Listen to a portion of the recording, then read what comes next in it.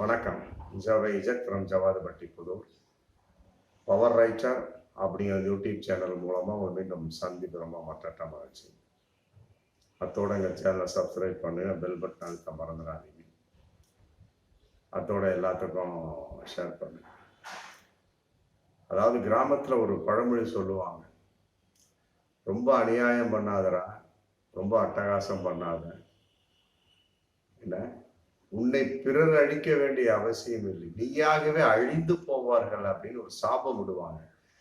அந்த மாதிரி ஒரு சாபக்கேடு விளைவாகத்தான் இன்னைக்கு பாஜக இந்த இந்தியாவில் இருந்துகிட்டு இருக்கு. அப்படிங்கிறது பல வகையான ஒரு விஷயங்களை இன்னைக்கு நிரூபணமாகி கொண்டிருக்கக்கூடிய ஒரு சூழல்ல தான் இன்னைக்கு பாஜகவுடைய நிலைமை. எங்கு பார்த்தாலும் கொலை கொள்ளை அப்படிங்கிற மாதிரிலாம் சில பேர் சொல்லுவாங்க. ஆனா பாஜகவை பொறுத்த வரைக்கும் கொள்ளை கூட்டங்கள் அதிகரித்து அந்த கட்சிக்குள்ள பணம் பணம் எப்படியெல்லாம் அதை அடிப்பது, எப்படியெல்லாம் பணத்தை ஒழிப்பது, எப்படியெல்லாம் கீழ்மட்ட நிர்வாகிகளுக்கு கொடுக்காமல் பணத்தை பிரித்து கொள்வது, மேல்மட்டத்திலிருந்து வரக்கூடிய பணத்தை எப்படியெல்லாம் தன்வயப்படுத்திக் கொள்வது, தேர்தலுங்கிற பேர்ல மத்திய பாஜக கொடுத்த பணத்தை எப்படியெல்லாம் அடித்து ஒழித்து தன்னை மட்டும் உயர்த்தி கொள்வது, கொள்ளையடிப்பது, இந்த மாதிரி மிகப்பெரிய ஒரு எஜெண்டாவின் வெளிப்பாடா இன்னைக்கு தமிழக பாஜக கம்ப்ளீட்டா எல்லாமே ஏகப்பட்ட பேர். இந்த 2024 நாடாளுமன்ற தேர்தல் நிறைய பாஜக பிரமுகர் பணக்காரனை மாறிட்டாங்க. அதான் பகிரங்கமான உண்மை. ஏகப்பட்ட விஷயத்துல கோவையில பாருங்க, ஏகப்பட்ட பணப்பட்டுவாடா. அண்ணாமலை சொன்னார், நாங்கள் 5 பைசா 1 பைசா கூட தரமாட்டோம் யாருக்கும் அப்படின்னாரு. பார்த்தா கோவையில் ஏகப்பட்ட பண பட்டுவாடாக்கலாம், அதற்கு ஏகப்பட்ட ஆதாரமான வீடியோக்கள் இன்னைக்கு போயிட்டு இருக்கு. அதே மாதிரி நெல்லையில நயினார் நாகேந்திரன் 4 கோடி ரூபாய் மேட்டர்ல மாட்டி இன்னைக்கு சிபிசிஐடி விசாரணைங்கிற வளையத்துல இன்னைக்கு இருக்கிறாரு. அதே மாதிரி பணத்தை ஒழுங்காக செலவு செய்யவில்லை, எங்களுக்கெல்லாம் தரவில்லைன்னு சொல்லி போட்டு கீழ்மட்ட பாஜகவின அடிதடி, அவர்களுக்குள்ள வெட்டு குத்து பிரச்சனை, அதில் ஏகப்பட்ட பாஜக கைது செய்யப்பட்டு சிறை தண்டனை அனுபவித்துக் கொண்டிருக்கிறார்கள். இன்னும் நிறைய பேர் மேல வழக்கு. அடுத்த கட்சிக்காரன் அந்த மாதிரி செஞ்சுட்டான் அப்படின்னா கூட ஒரு பரவாயில்ல, அவர்கள் கட்சிக்குள்ளே அவர்களுக்குள்ளே பிரச்சனை, அவர்களுக்குள்ளேயே ஒரு கொள்ளையடித்துக் கொள்ளுதல், அவர்களுக்குள்ளேயே பணத்தை எப்படியெல்லாம் அமுக்கிறது, எப்படியெல்லாம் பணத்தை அபகரிப்பது, மத்திய பாஜக கொடுத்த பணத்தை கீழ்மட்ட தொண்டர்களுக்கு கொடுக்காமல் மாவட்ட செயலாளர்கள் இருக்கக்கூடிய 2ஆம் கட்ட தலைவர்களை எப்படியெல்லாம் பிரித்துக் கொள்வது அப்படிங்கிற வகையில் ஏகப்பட்ட குளறுபடிகள், ஏகப்பட்ட பேர் கட்டுக்கட்டா பணத்தை இந்த தேர்தலில் அடித்து விட்டார்கள். அப்படிங்கிறது உண்மையிலே ஏகப்பட்ட ஆதாரங்களின் விளைவாகவும் பல வீடியோக்களின் மூலமா வெளி வந்துட்டாங்க. உள்ள தேர்தல் என்ன இல்லை, 7 கட்ட தேர்தலே கூட ஒழுங்கா முடியல. 5 கட்டமோ என்னமோ முடிஞ்சிருக்கு, 2 கட்டம் பேலன்ஸ் இருக்கு. ஜூன் 4ஆம் தேதி தேர்தலுடைய ரிசல்ட். அதற்குள்ளே ஏகப்பட்ட குளறுபடிகள், அதற்குள்ள ஏகப்பட்ட பாஜகவிலிருந்து வெளிவந்து கொண்டிருக்க மிகப்பெரிய ஒரு மர்மங்கள், ஏகப்பட்ட ஒரு ஃபோர்ஜரி மோசடித்தனங்கள். அடிக்கிட்டே போகலாம். எப்படி அந்த வார்த்தைகளை போடுவதுன்னே எனக்கு தெரியல. அந்த மாதிரி ஒரு வார்த்தை இன்னைக்கு ஒரு ஆடியோ வைரலா போயிட்டு இருக்கு. வேலூர் மாவட்டத்திலிருந்து ஒருத்தர் பேசுற டாக்டர் ராஜேந்திர நாயுடு அப்படிங்கிறவர். அது எந்த அளவுக்கு உண்மை அப்படிங்கிறது தெரியல. மற்றபடி அவர் எந்த ஒரு பெயரையுமே குறிப்பிடவில்லை. அது ஒரு மிகப்பெரிய ஒரு தவறான ஒரு விஷயமாக இருந்தாலுமே சரி, பிறர் தன்னை தாக்கி விடுவார்களோ, மற்றபடி பாஜகவினர்கள் தன்னையே அடித்து விடுவார்களோ அப்படின்னு பயந்து போய் அந்த ஆடியோவை போட்டிருக்காரு. அதாவது தன்னுடைய பெயரையும் சொல்றாரு. அந்த மாதிரி ரொம்ப பயந்தவராக தன்னுடைய பெயரை சொல்ல மாட்டார் இல்லையா. ராஜேந்திர நாயக் டாக்டர் வேலூர் மாவட்டத்தில் தன்னுடைய செல் நம்பரையும் சொல்றாரு. செல் நம்பரையும் சொல்றாரு. யார் அடித்தார்கள் அப்படிங்கிற சொல்லாம தன்னை பற்றியும் தன்னுடைய செல் நம்பரை பற்றியும் சொல்றாரு அந்த ஆடியோவில். அதாவது குமரி மாவட்டத்தில் இருக்கக்கூடிய ஒரு குறிப்பிட்ட பாஜக நிர்வாகி 2019 கோடி கோடியா பணம் அடிச்சிட்டு இருக்கிறாராம். கோடி கோடியா பணம் அடிச்சிட்டு இருக்காரு. எல்லாமே வந்து கட்சியினுடைய பணமா. அது இந்த 2024 200 கோடி ரூபாய் அடிச்சிருக்காராம். 200 கோடி. மொத்தம் இது வரைக்கும் அவர் அடித்த பணத்தின் மொத்த எண்ணிக்கை 1200 கோடி அடிச்சிருக்கிறார் அப்படின்னு போட்டு அந்த வேலூர் மாவட்டம் டாக்டர் ராஜேந்திர நாயுடு அப்படிங்கிற வந்து ஒரு ஆடியோடு வெளியிட்டிருக்கார். தன்னுடைய பேரையும் சொல்றாரு, தன்னுடைய செல் நபரையும் சொல்றாரு. ஆனா அடித்த நபரை வந்து அவர் சொல்லல. குமரி மாவட்டத்தை சேர்ந்த பாஜக நிர்வாகின்னு சொல்லிக்கிறார். வந்தப்ப அவர் ஒண்ணுமே இல்லாம இருந்தாரு. இன்னைக்கு வந்து 1200 கோடி அடிச்சு மிகப்பெரிய ஒரு கோடீஸ்வரனாக இருந்து கொண்டிருக்கிறார். இத்தனைக்கு பாஜக வந்து தமிழகத்தில் ஆளவும் இல்லை, ஒண்ணு ஆட்சிக்கு வரவும் இல்லை. ஆட்சிக்கு வராமலேயே இந்த அளவுக்கு கோடிக்கணக்கில் பணத்தை சுருட்டக்கூடியவர்கள்ட்ட கையில வந்து ஆட்சியை கொடுத்தா எப்படி இருக்கும் அப்படிங்கிற மக்களாகி நம்ம தான் நினைச்சு பார்க்கணும். ஆட்சிக்கு வராமலேயே வந்து ஒரு பாஜக நிர்வாகி, குமரி மாவட்ட பாஜக நிர்வாகி 1200 கோடி அடிச்சிருக்கிறாரு. ஆட்சிக்கு வந்தது அப்படின்னா இவர்கள் கையில ஆட்சியை கொடுத்தா எப்படி? அவ்வளவுதான். தமிழ்நாட்டை பிளாட்டை போட்டு வித்துருவாங்க அப்படிங்கிற மாதிரிதான் நம்ம நினைக்க ஒரு தோணும். அதே நேரத்தில் அவர் வந்து எம்எல்ஏ தேர்தல், மற்றபடி உள்ளாட்சி தேர்தல் அடிக்கலையா. 2019 டோட்டலா 2024 வரைக்கும் எந்த அளவுக்கு ஒரு வாய்ப்பு கிடைச்சதோ அந்த அளவுக்கு 1200 கோடி அடிச்சிருக்கிறாரு. அதுல வந்து பங்களா, மற்றபடி மிகப்பெரிய ஒரு வசதி வாய்ப்பெல்லாம் ஏற்படுத்தியிருக்கிறார். அந்த மிகப்பெரிய ஒரு பணம் வந்து இன்னைக்கும் வந்து பேங்க்ல இருக்குதான். அவர் அந்த வீடியோவில் ஆடியோவில் சொல்றாரு, பேங்க்ல இருக்குது. இது சம்பந்தமா வந்து மோடிக்கு, அமித்ஷாவுக்கு, அண்ணாமலைக்கெல்லாம் வந்து ஆங்கிலத்துல நான் வந்து லெட்டர் எழுதினேன். எந்த ஒரு பாதிப்பும் இல்லை, எந்த ஒரு நடவடிக்கையுமே இல்லை. அப்படி இருக்கக்கூடிய சமயத்துல நாங்கெல்லாம் எதுக்கு இருக்கிறோம்? அடிச்சதை சொல்லிட்டு அந்த வெங்கடேச நாயுடு, ராஜேந்திர நாயுடு, மன்னிக்கும் டாக்டர் ராஜேந்திர நாயுடு என்ன சொல்றாரு? நீங்க தான் அடிச்சீங்க, நாங்க ஏழ்மையா இருக்கிறோம், கீழ்த்தரமா இருக்கிறோம், கீழே இருக்கிற பிறகு எங்களுக்கு கோடி கோடியா கொடுக்காவிட்டால் லட்சக்கணக்கிலையா கொடுக்கலாம் இல்லையா? எங்களுக்கு 5 பைசா கொடுக்கவே இல்லை. என்ன திருட்டு பயிற்சி செய்வதற்கு இவர்கள் பயிற்சி அளித்துக் கொண்டிருக்கிறாங்க. எப்படியெல்லாம் கட்சியோட பணத்தை ஆட்டையை போடுறதுக்கு போட்டு மாவட்ட செயலாளர்கள், பொறுப்பாளர்கள்லாம் இன்னைக்கு வந்து மிக பகிரங்கமாக, மிக பயங்கரமாக பாஜக ஈடுபட்டு கொண்டிருக்கிறார்கள் அப்படின்னு சொல்லிட்டு அவர் என்ன சொல்றாரு? எங்களுக்கு 5 பைசா தரல, எங்களுக்கு தரலாம் இல்லையா? நாங்களாம் எப்படிலாம் கஷ்டப்பட்டுட்டு இருக்கோம் அப்படின்னு போட்டு தன்னுடைய ஒரு நிலைப்பாட்டையும் சொல்றாரு. கொடுத்தா இவரு வாங்கிக்குவார். அந்த மாதிரி ஆள் தான் போல இருக்கு. அப்படிதான் பேசுறாங்க அந்த ஆடியோவில். அதே நேரத்தில் வந்து நாகப்பட்டினத்துல ஒரு சம்பவத்தை பண்ணாராம். அதாவது மாவட்ட நிர்வாகிக்கு சீட்டு தரவில்லை என்பதற்காக பாஜக வேட்பாளர் ரமேஷுக்கு இவர் எதிராக செயல்பட்டார். அந்த குமரி மாவட்ட பாஜக நிர்வாகி அதையும் அந்த ஆடியோட சுட்டி காட்டுறார். அடுத்து வந்து கிருஷ்ணகிரியில நரசிம்மனுக்கு எதிராக வந்து வேலை செஞ்சாரு. கிருஷ்ணகிரியில 3 கோடி ரூபாய் கையாடல் செய்தார். அந்த ஆடியோல போகுது. அதே நேரத்துல திருவள்ளூர் கிழக்கு மாவட்டத்துல 6 கோடி ரூபாய் சுருட்டியிருக்காரு. அவர் 6 கோடி ரூபாய் சுருட்டியிருக்காரு. இது போல ஏகப்பட்ட மாவட்டங்கள்ல இருந்து புகார்கள் வந்த வண்ணம் இருக்கின்றன. ஏன்னா இது அண்ணாமலைக்கும் தெரியாது, தேசிய தலைவர்கள் யாருக்குமே தெரியாது. நான் வந்து ஆங்கிலத்தில் லெட்டர் எழுதுனேன். அதை வந்து இன்னைக்கு தமிழ்ல உங்களுக்கு படித்து காட்டுகின்றேன்னு சொல்லி போட்டு அந்த வேலூர் மாவட்டத்தை சேர்ந்த டாக்டர் ராஜேந்திர நாயுடு செல் நம்பர்லாம் கொடுத்துருக்காரு. ராஜேந்திர நாயுடு ஆடியோ போட்டு இன்னைக்கு மிக பகிரங்கமா பாஜகவை பற்றி எப்படிப்பட்ட ரகசியம்லாம் பண்ணணுமோ அத்தனையும் வந்து சொல்லியிருக்காரு. அதையும் சொல்றாரு, நீங்களும் சம்பாதிங்க எங்களுக்கு கொடுங்க அப்படிங்கிறார் அந்த ராஜேந்திர நாயுடு. டாக்டர் ராஜேந்திர, அவர் வந்து டாக்டர் போல இருக்கு. டாக்டர் ராஜேந்திர நாயுடு, நீங்களும் சம்பாதிங்க எங்களுக்கும் கொடுங்க, கோடி கோடியா கொடுக்காட்டியாவது லட்சத்திலேயாவது கொடுங்க. அடிமட்ட தொண்டர்கள் தினக்கூலியா இருக்கிறாங்க, அவங்க வயிற்றுல அடிக்காதீங்க என்ன அப்படின்னு சொல்லிட்டு திருப்பத்தூர், வேலூர் மாவட்டங்களை நான் பார்த்த வகையில இவர் வந்து மிகப்பெரிய ஒரு போர்ஜரி வேலையெல்லாம் பண்ணிட்டு இருக்கிறாரு. இன்னும் சொல்ல போனா பாஜகவை சேர்ந்த பல நிர்வாகிகள் வந்து ஒரு குறிப்பிட்ட மாவட்டத்தை தேர்ந்தெடுத்து அதை வச்சு சொத்து சேர்த்துட்டு இருக்காங்களாம் சொல்றாரு அந்த ராஜேந்திர நாயுடு அப்படிங்கிறவர். ஆடியோ போயிட்டு இப்படியெல்லாம் ஒரு விஷயம் போயிட்டு இருக்க சமயத்துல அதே நேரத்துல இந்த நிர்வாகிகள் மேல வந்து தலைமை வந்து விசாரணை கமிஷன் அமைக்கிறோம் என்ன அப்படின்னு சொல்லிவிட்டு திரும்ப சொல்ல, தொண்டர்களெல்லாம் கவலைப்பட வேண்டாம், விரைவில் வந்து இந்த கொள்ளையர்கள் வந்து கட்சியை விட்டு நீக்கப்படுவார்கள், கட்சிக்கு எதிர்காலம் உண்டு அப்படின்னு சொல்லிட்டு சொல்றாங்க. கட்சி விட்டு கொடுக்குற மாதிரியும் கிடையாது.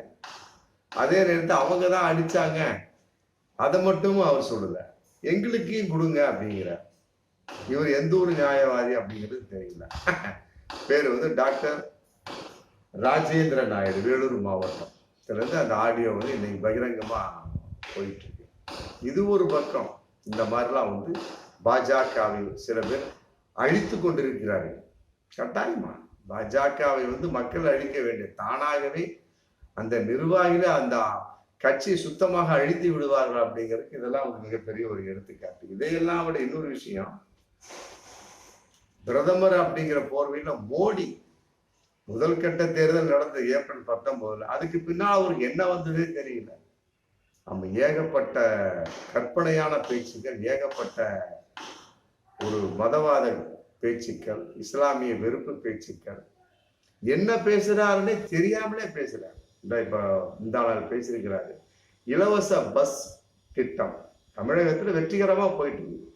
பெண்களுக்கு மட்டும் இலவச பஸ் அப்படின்னு போட்டு மு.க. ஸ்டாலின் ஐயா விட்டு இன்னைக்கு வெற்றிகரமா போயிட்டு இருக்கு. அதை காப்பி அடிச்சு கர்நாடகா, டெல்லி, பஞ்சாப், தெலுங்கானா நல்லா பண்ணிட்டு இருக்கிறாங்க. இதனால வந்து மெட்ரோ ரயில்ல போறது வந்து குறைச்சு போச்சான். இது சம்பந்தமா வந்து ஏகப்பட்ட பஸ் விடுவாங்க இல்லையா, பஸ் விட்டவொடனே இதனால வந்து சுற்றுப்புற சூழல் வந்து பாதிக்கப்படும். பாருங்க, தென்னை மரத்துல தேல் கொட்டிச்சான், பனை மரத்துல நெறி கட்டிச்சான். கிராமத்தினுடைய பழமொழி சொல்லுவாங்க. இலவசமாக பெண்களுக்கு மட்டும் இலவசமான பஸ் வசதியை வந்து தமிழக அரசு செய்து கொடுத்து அதை கர்நாடகா, பஞ்சாப், மற்ற சோர்ஸ் டெல்லியில காப்பி அடிச்சு அவங்க வெற்றிகரமா பண்ணிட்டு இருக்கிறாங்க. அதை பாராட்டாம பிரதமர் மோடி இதனால வந்து மெட்ரோ ரயில்ல போறவங்களுடைய எண்ணிக்கை குறைஞ்சு போச்சு. அப்ப என்ன பண்ண போறாங்க, பஸ்ஸுடைய ஒரு எண்ணிக்கை அதிகப்படுத்துற உடனே சுற்றுப்புற சூழல், அதனால வந்து கார்பன் டை ஆக்சைடு ரொம்ப அதிகமா போச்சான். இதுக்கு முதல்ல வந்து பஸ் அதிகமா போனது அவருக்கு தெரியலையாமா? இல்ல, மெட்ரோ ரயில் வந்து எல்லா இடத்துலையும் போகுமா? ஒரு குறிப்பிட்ட இடத்துல தான் போக முடியும். மெட்ரோ ரயில் இப்ப திண்டுக்கல்ல மெட்ரோ ரயில் இருக்கா? இல்ல மதுரையில மெட்ரோ ரயில் இருக்கா? இல்ல எங்க ஊர்ல ஜவாதுபட்டி புதூர்ல மெட்ரோ ரயில் இருக்கா? பக்கத்துல இருக்கிற ஒட்டன் சத்திரத்துல மெட்ரோ ரயில் இருக்கா? அதுக்கு போறவன் என்ன பண்ண முடியும்? பஸ்ல தான் போவான். அதை வந்து பெண்களுக்காக மட்டும் அப்படிங்கிற கான்செப்ட்ல மு.க. ஸ்டாலின் இந்த திராவிட மாடல் ஆட்சி, திமுக ஆட்சி வந்து இலவசமா கொடுத்துருக்காங்க. இதுல வயிறு எரியறதுக்கு என்ன இருக்கு? ஒண்ணுமே இல்லையா? உங்களால் முடியாவிட்டால் பிறர் செய்யக்கூடிய சமயத்துல அதை பாராட்டுங்க. அதே நேரத்தில் சத்தீஸ்கர்ல பெண்களுக்கு வந்து உரிமை தொகை திமுக அரசு கொடுக்க நாங்களும் கொடுப்போம் சொன்னீங்கல்ல, அப்புறம் அது மட்டும் இலவசம் இல்லையா? அது மட்டும் ஒண்ணு இல்லையா? இப்ப அந்த மாதிரி கொடுக்கக்கூடிய சமயத்துல கஜானா காலியாவாதா? இல்ல, இது மாதிரி வந்து திமுக பேசுற பாஜக என்ன சொல்லும் அப்படிங்கிற மிகப்பெரிய ஒரு கேள்வி இருக்கு இல்லையா? ஒன்றும் புரியுது, என்ன பேசுறானே தெரியல. பஸ்ஸை வந்து அதிகமா இயக்குறாங்களா அதனால வந்து கார்பன் டை ஆக்சைடு அதிகமாகி சுற்றுப்புற சூழல் வந்து ரொம்ப பாதிக்கப்படுது, மாசு ஏற்படுதான். இதனால வந்து மெட்ரோ ரயிலுடைய சேவை வந்து பாதிக்கப்படுதான். மெட்ரோ ரயில் போகக்கூடியவங்க வந்து ஏகப்பட்டு குறைஞ்சிக்கிட்டுலாம் வரல, அதிகமாகிட்டு தான் வர்றாங்க. கொரோனா காலத்திலிருந்து 6 சில்லறை, அப்புறம் 7 சில்லறை, 8, இது வரைக்கும் 9 லட்சம் பேத்துக்கு மேல 9 கோடி சில்லறை போயிட்டு தான் இருக்கிறாங்க. அதுல மாற்று கருத்து. இதெல்லாம் வந்து தெரியாமல் ஒரு நாட்டினுடைய பிரதமர் அப்படிங்கிற வகையில எப்படி இதெல்லாம் பேசுறாரு? இல்ல வேண்டுமென்றே பேசுகிறாரா, மன வேதனைப்பில் பேசுகிறாரா, இல்ல உண்மையாக பேசக்கூடிய அளவுக்கு என்ன, எந்த ஆதாரமும் இல்லைங்க. அவர் பேசட்டும், பேசுறதை பத்தி உள்ள ஜனநாயக நாடு, எல்லோருக்குமே வந்து உரிமை உண்டு. என்ன ஆதாரம் இருக்கு? கற்பனையாவே பேசிக்கிட்டு போனா அப்படின்னா அப்ப நம்மளும் கூட கற்பனையா பேசலாமே. மோடி அப்படிப்பட்டவர், இப்படிப்பட்டவர், வெளிநாடுக்கு அந்த போய் அங்க அந்த மாதிரி அப்படி சொத்து சேர்த்து வச்சு இங்க போனாரு, அங்க போனாரு, அமித்ஷா அப்படி பண்றாரு, அண்ணாமலை இப்படி பண்றாரு, கற்பனையா எப்படி வேணாலும் பேசலாமே. அமெரிக்காவுக்கு மோடி அதுக்காக போனாரு, அப்புறம் அரேபியாவுக்கு மோடி இதுக்காக போனாரு, அதுக்காக நம்மளும் எதுவும் பேசலாம், கண்டபடி பேசலாமே, கண்டபடி பேசலாமே. இந்த வீடியோ பார்த்துட்டு இருக்கிறவங்களை பார்த்து நாங்க கண்டபடி பேசலாம். பேச வேண்டியதா. ஒரு மனிதன் மேல குற்றம் சுமத்தலாம். அதை குற்றம் சுமத்துறது அது அவங்களுடைய ஜனநாயக உரிமை. மற்றபடி ஆதாரம் இருக்கணும்ல. ஆதாரம் இல்லாம கற்பனையாவே எல்லாமே பேசிக்கிட்டு போனா அப்படின்னா அப்படி எல்லாருமே பேச ஆரம்பிச்சு அவரை கேட்கிறவன்லாம் என்ன பைத்தியக்காரனா? இருக்கிற இந்திய மக்கள் 140 கோடி பேருடைய முட்டாள் பெயர்களா? ஒண்ணுமே புரியலைங்க. ஒண்ணுமே புரியல. அதே மாதிரி சொல்றாரு, ஊபி மக்களை வந்து இந்திய கூட்டணி அவதூறாக பிரச்சாரம் செய்து கொண்டிருக்கிறது. அவங்க பிரச்சாரத்தை பண்ணிட்டு இருக்காங்க. ஊபி மக்களை மட்டும் அதனை குறிப்பாக ஒன்றும் புரியல. அதே ராமர் கோவில் இவர்கள் இடித்து விடுவார்களாம். காங்கிரஸ் ஆட்சிக்கு வந்துச்சு அப்படின்னா ராமர் கோவில் இடித்து விடுவார்கள் சொல்லிட்டு அன்னைக்கு பேசிக்கிட்டு இருக்காங்க. எப்படி இடிக்க முடியும்? கட்டிட்டாங்க. இல்ல ராமர் கோவில் மட்டும்தான் இருக்கு, திருப்பதி தேவஸ்தானம் இல்லையா? மற்றபடி வேறு இது இல்லை. அன்னைக்கு அசாம் முதல்வர் பேசுறாரு, 400 கோடி சீட்டு நாங்க வந்துட்டோம் அப்படின்னு. ஞானபாபி மசூதியை நாங்க இடித்து விடுவோம் அப்படிங்கிறாரு. அப்படித்தானே பாபர் மசூதி இடிச்சீங்க? பாபர் மசூதி இடித்து அநியாயமாக வயிற்றில் கொட்டி கொண்டீங்க. அந்த சாபம் எல்லாம் உங்களை சும்மா விடுமா? நாசமாக போகிறீர்கள் அப்படிங்கிறத பகிரங்கமான ஒண்ணு. கட்டாயமா சாபம் என்பது வேறு, பாவம் என்பது. பாவம் செஞ்சவன் தப்பிச்சுக்கலாம் இந்த ஜென்மத்திலே. ஆனா சாபம் என்னைக்கு விளங்க? 7 தலைமுறைகளுக்கு விளங்காது. கட்டாயமாக இந்த மாதிரி விஷயத்திலேயே வந்து பாஜக அழிந்து போகும் என்பதுதான் பகிரங்கமான ஒண்ணு. அப்ப நான் இன்னும் பேசுறேன், இடஒதுக்கீடை பிரித்து காங்கிரஸ்காரர்கள் முஸ்லீம்களுக்கு கொடுத்து விடுவாங்க. மற்றவங்கள என்ன பைத்தியக்காரனா? முஸ்லீம்களுக்கு காங்கிரஸ் கொடுக்குறாங்கன்னா அப்புறம் போராட்டம் பண்ண மாட்டாங்களா? நீங்க போராட மாட்டீங்க? இடஒதுக்கீட்டுக்கு எதிர்ப்பாக இருக்கக்கூடிய நீங்கள் வந்து இப்படி பேசலாமா? இடஒதுக்கீடு கூடாதுங்கிறீங்க. ஆனா இடஒதுக்கீடை வந்து காங்கிரஸ்காரர் இஸ்லாமியர்களுக்கு கொடுத்து விடுவார்கள் அப்படிங்கிறாரு. அப்புறம் பரம்பரை சொத்தெல்லாம் அபகரிச்சு வந்து காங்கிரஸ்காரர் இஸ்லாமியர்களுக்கு கொடுத்து விடுவார்கள் அப்படிங்கிறாரு. அப்புறம் ஒரு 2 வாரத்துக்கு முன்னாடி முஸ்லீம்கள் எல்லாம் ஊடுருவற்காரர்கள், முஸ்லீம்ல அதிகமா புள்ள பெக்கக்கூடியவங்க. ஏன் உங்களால முடிஞ்சா பேருங்களா? மோடியை பார்த்து நான் கேட்கிறேன், உங்களுக்கு மனைவி இருக்குல்ல? உங்களுக்கு மனைவி இருக்குல்ல? நீங்க ஆம்பளை தானே, உங்களுக்கு மனைவி இருக்குல்ல? ஏன் உங்களால என் குழந்தைய பெக்க முடியல? பொண்டாட்டியை வைத்தேன் வாழ முடியவில்லை. அவனுக்கு பொண்டாட்டி வச்சு வாழ முடியுது, அவனுக்கு பொண்டாட்டி வச்சு வாழ தெரியுது, அவனுக்கு ஆண்மை இருக்கு, அவன் புள்ள பெக்கிறான். ஒரு கொத்தவன் 5 புள்ள பெக்கிறான், 50 புள்ள பெக்கிறான். அது அவன் ஒரு இழைப்பாடுங்க. உங்களுக்கு என்ன ஆத்திரம் வருது? அதைத்தான் நான் கேட்கக்கூடிய கேள்வி. உங்களுக்கு என்ன? உங்களால் முடித்தா பெறுங்க. ஒரு மனைவி ஒத்து ஒரு இல்லை, இன்னொரு மனைவி கட்டுங்க, சட்டப்படி கட்டுங்க. இந்து மதம் சொல்லவில்லையா? கட்டுங்க. அதை விட்டு போட்டு அதிகமாக பிள்ளை பெறக்கூடியவர்களுக்கு காங்கிரஸ்காரர்கள் சொத்தை பிரித்து கொடுத்து விடுவார்கள் அப்படி.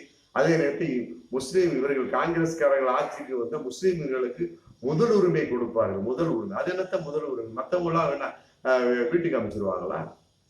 ஒண்ணுமே புரியலைங்க. அப்புறம் பிற பல இது ராமர் கோவில் சம்பந்தப்பட்ட விஷயத்துல வந்து உச்ச நீதிமன்றத்திற்கு தீர்ப்பை வந்து இவர் ரத்து செய்ய திட்டமிட்டு இருக்கிறார்கள். அது எப்படி ரத்து செய்ய முடியும்? சட்டப்படிக்கிற ஒரு விஷயம் ஓட்ட இருந்தா கட்டாயமாக யாரா இருந்தாலுமே செய்யலாம். நம்ம பாபர் மசூதி நீங்க எப்படி இடிச்சீங்க? அதே மாதிரி ராமர் கோவிலை காங்கிரஸ் இடிப்பார்கள் அப்படின்னு இவரே சொல்லி கொடுக்குறாரு. அப்ப இடிக்கணும் அப்படின்னு இவருக்கு மோடிக்கு ஆசையா இருக்கும் போல இருக்க. ஒன்றும் புரியலையே. அதே மாதிரி ஜமாஜ்வாடி காங்கிரஸ் ஆட்சிக்கு வந்தால் குழந்தை ராமரை வந்து கூடாரத்திற்கு அனுப்பி விடுவார்கள் அப்படிங்கிறாரு. ஒண்ணுமே புரியலையே. அதே நேரத்தில் ராமர் கோவிலை புல்டோசர் வைத்து இவர் இடித்து விடுவார்கள். என்ன பேசுறாரே தெரியல. புல்டோசர் வைத்து இடித்து விடுவாரு. அந்த புல்டோசர் எவ்வாறு பயன்படுத்துவது என்பது நீங்கெல்லாம் போய் யோகி ஆதித்யநாத், யூபி முதல்வர் யோகி ஆதித்யநாத் போய் கேளுங்க அப்படின்னு இவர். அப்போ ஒருவேளை வந்து அந்த அன்னைக்கு இடிக்கப்பட்டதுக்கெல்லாம் மோடி உடன்பாடோ? அப்ப அந்த புல்டோசரை மோடி தான் அமைச்சாரோ? அப்ப யோகி ஆதித்யநாத் வந்து ஸ்டார்ட் பண்ணி விட மோடி ஸ்டார்ட் பண்ண அப்படியே போயிட்டு இருக்கும். அந்த புல்டோசர் எல்லாம் இஸ்லாமிய வீடுகள் இடிக்கப்பட்டுச்சு. அப்ப மோடி காரணம் தானோ? எனக்கு ஒண்ணுமே புரியல. பேச வேண்டிய அதே. அப்புறம் இன்னும் சொன்ன சொத்துக்களை பறித்து இவர்கள் ஜிகாது வங்கிக்கு கொடுத்து விடுவார்கள். அது என்ன ஜிகாது வங்கி? ஒண்ணுமே புரியல. என்ன இது? ஒண்ணுமே புரியல. என்ன பைத்தியக்காரத்தனமா, மனம் வேதனைத்தனமா? இல்ல இவருக்குத்தான் தெரியும் என்று பேசிக் கொண்டிருக்கிறார்களா? இல்ல இந்தியாவில் இருக்கக்கூடியவா அத்தனை பேரும் முட்டாள்களா, மூடர்களா, அறிவற்றவர்களா? 140 கோடி பேர் இல்லையா இருக்கிறாங்களா? செத்து போயிட்டாங்களா? ஒன்றும் புரியலையே. ஏப்ரல் 19 முதல் கட்ட தேர்தல நல்லா இருந்தாருங்க. அதுக்கு பின்னால வரக்கூடிய அனைத்துமே, பேசக்கூடிய அனைத்துமே இஸ்லாமிய வெறுப்பு பிரச்சாரம், மற்றபடி இந்துக்களுக்கு ஆதரவு அப்படிங்கிற ஏகப்பட்ட குளறுபடிகள். ராமர் கோயிலை இடித்து விடுவார் இவரே சொல்லி கொடுக்குறாரு. பாபர் மசூத் இவங்கதான் இடிச்சாங்க, அது கன்ஃபார்ம் முடிஞ்சு போச்சு. ராமர் கோயில காங்கிரஸ் எதற்காக இடிக்க வேண்டும்? அது உச்ச நீதிமன்றத்துக்கு அதனுடைய ஆணையை ரத்து செய்து இவரெல்லாம் இடித்து விடுவாங்க காங்கிரஸ்காரங்க. அப்ப இடிக்க வேண்டும்னு இவருக்கு ஆசை இருக்கா? ஒன்றும் புரியலையே. இதெல்லாம் புத்தி வேதனித்தனமா? இல்ல இந்தியாவில் இருக்கிற 140 பேருமே முட்டாப்பைய பைத்தியக்காரன் என்று இவர் நினைத்துக் கொண்டிருக்கிறார் அப்படிங்கிறது தெரியல. பார்ப்போம், ஜூன் 4ஆம் தேதி ரிசல்ட் வரும். ஆமா, அது எந்த அளவுக்கு இருக்க போதோ தெரியலையே. வட இந்தியாவை பொறுத்த வரைக்கும் பாஜகவுடைய நிலைமை இன்றும் மாறிவிட்டதா அப்படிங்கிற மிகப்பெரிய ஒரு கேள்வி. தென்னிந்தியாவில் வாழாட்ட முடியாது, அதுல மாற்று கருத்தே கிடையாது. இதே மாதிரி அங்கே வட இந்தியாவில் இருக்கணும் இல்லையா? ஆமா, அது எங்க எப்படிலாம் ஓட்டு போட போகிறார்கள்? மற்றபடி இவிஎம் மிஷினை இவர்களே ஏதாவது பண்ணி நாசம் பண்ணி மோசம் பண்ணி ஏதாவது பண்ண போறாங்களா தெரியல. தேர்தல் ஆணையமும் தூங்கி கொண்டிருக்கிறது. எத்தனையோ புகார்கள். ஆமா, அதையெல்லாம் அவங்க மேல வழக்கு, இவங்க மேல வழக்கு. மோடி மேல என்ன வழக்கு போட்டீங்க தேர்தல் ஆணையம்? உண்மையில ஏற்றுக்கொள்ள முடியாது. இதெல்லாம் பைத்தியக்காரத்தனமான ஒரு பேச்சு, ஆதாரமற்ற ஒரு பேச்சு, கற்பனையான ஒரு பேச்சு, அநியாயமான பேச்சு, மிக மோசடித்தனமான ஒரு பேச்சு. உண்மையிலே பெரிய மனுஷத்தனமே கிடையாது, சிறுபிள்ளைத்தனமான ஒரு பேச்சு. அப்படிதான் நம்ம சொல்லக்கூடிய ஒரு சூழல். உண்மையிலே இதை ஏற்றுக்கொள்ளவே முடியாது. ஆமா, 140 கோடி பேர் என்ன பைத்தியக்காரர்களா? ஒரு பாட்டு பேசிக்கிட்டே போவாரு, நம்மளாம் கேட்டுக்கிட்டே இருந்த கேன பையனா நம்ம பார்ப்போம். மீண்டும் அடுத்த வீடியோ. நன்றி.